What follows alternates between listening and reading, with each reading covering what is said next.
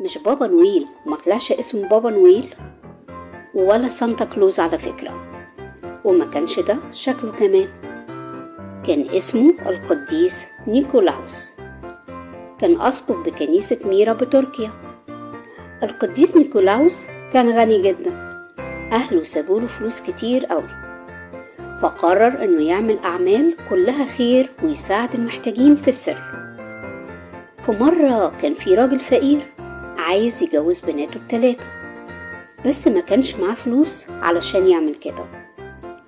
فالقديس نيكولاوس عرف بالموضوع، فقرر إنه يساعده بطريقته.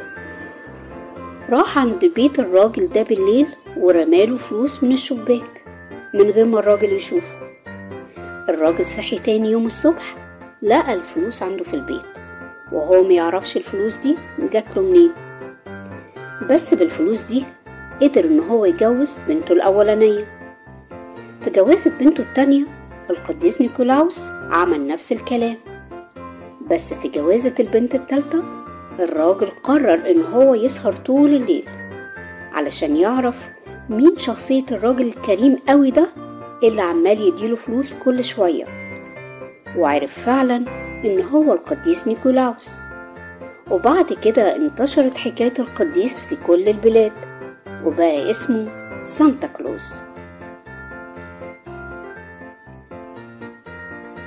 أمال بابا نويل ده جه منين؟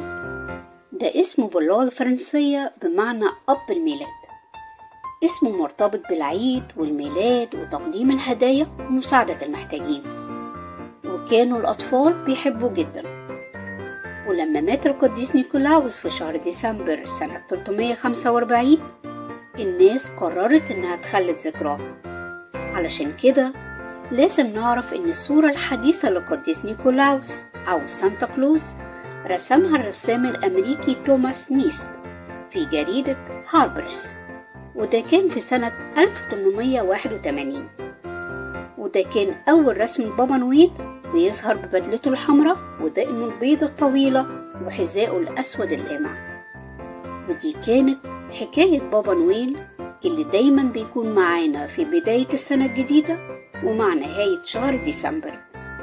وده لأن الشاعر الأمريكي كلارك موريس كتب في سنة 1823 قصيدة بعنوان الليلة التي قبل عيد الميلاد، اللي كان بيوصف فيها الزائر المنتظر والمحبب ليلة عيد الميلاد. كل سنة وكلنا طيبين، وياريت في السنة الجديدة نساعد بعض ونجبر بخاطر بعض ونسامح ونبدأ من جديد.